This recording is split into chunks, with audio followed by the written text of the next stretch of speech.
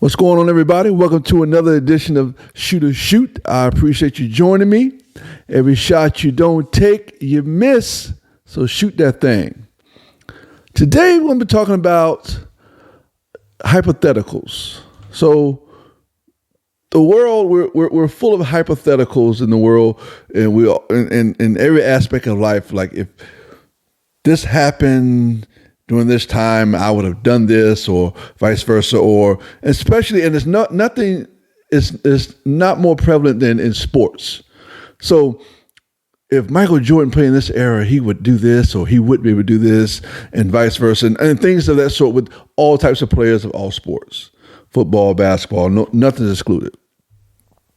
So I ran across two hypotheticals in the past week that I wanted to bring light to.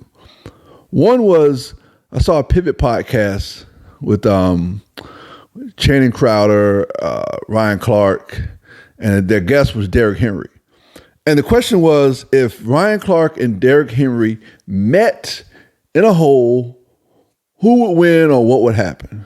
Ryan Clark adamantly said, if we met in a hole, I'll tackle you, and said it with total confidence. Channing Crowder didn't agree with that. Derrick Henry even had to question it. So I don't think people who didn't really watch football or maybe don't remember, Ryan Clark brought the wood. Ryan Clark could hit. I'm not saying, and I don't think he was saying that he would get in the hole, stand him up, drive him down, drive him back or whatever. He said he would tackle him. I 100% believe that. If you ever YouTube Ryan Clark, look at clips, Ryan Clark could hit. And that's no lie. I mean, anybody who knows, I mean, he won a Super Bowl with Pittsburgh Steelers, so he's a pretty known player. He was never a player that's going to be Defensive Player of the Year or a household name per se. But Ryan Clark brought the wood. He was no slouch. He didn't avoid hits. He sought them out. So you can YouTube him. You can decide on your own and let me know. Maybe I missed something. The second one that I saw was someone had posted, give me a reason why Caitlin Clark could not make the NBA.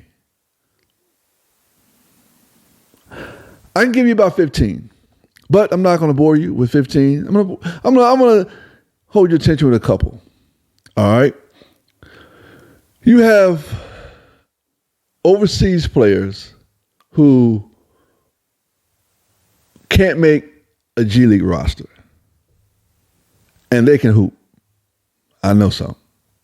You have G League players who cannot make an NBA roster full time. Maybe a couple 10 days here and there, maybe not. I know specifically two of those personally. One can jump out of the gym. One was on the national championship team. And I can see Caitlin Clark going against them, and it would be a massacre.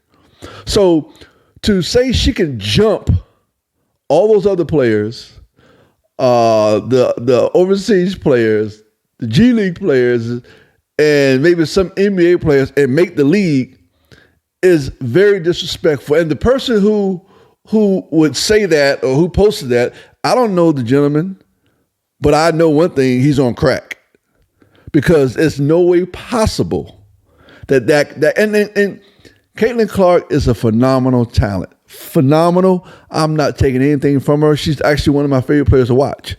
She has a flamethrower for a jump shot. She can shoot from anywhere. It's the reason she gets the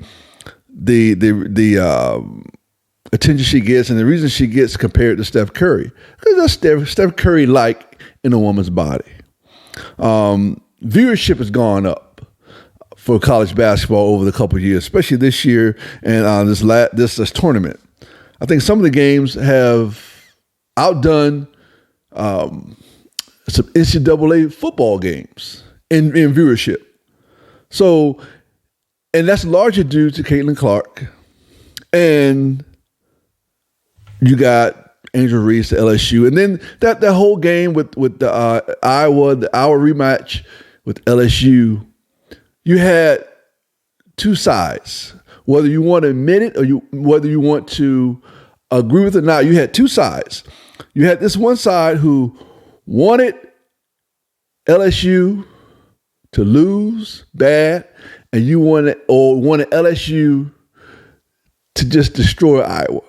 And you had the Iowa side who wanted Caitlin Clark and Iowa to destroy LSU, or you wanted them to lose. And somewhere in the middle, you had some fans who wanted just a good basketball game for an Elite Eight tournament. So, and then a lot of her popularity too is, you address the elephant in the room. It's because she's white, and that's okay.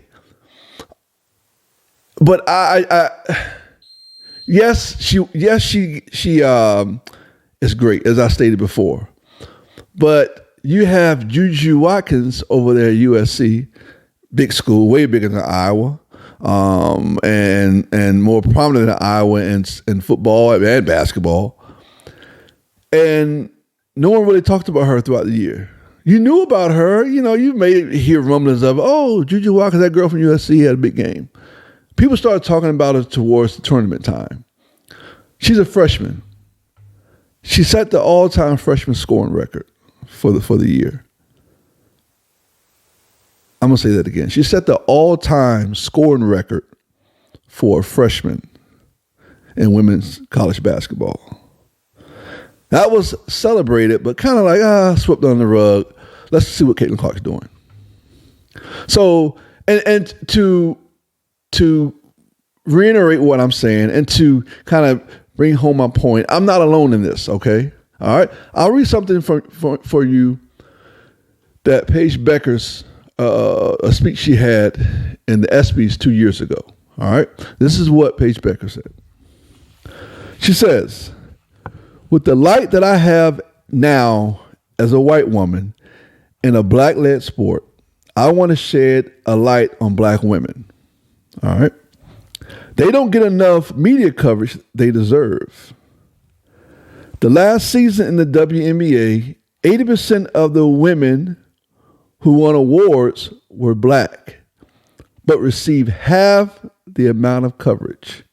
Sports media and sponsors tell us who is valuable." Paige Becker's ESPYs 2 years ago. Her words, not mine. So even she can, as a white player, she's one of my favorite players. She's on the forgotten team, so to speak, with UConn.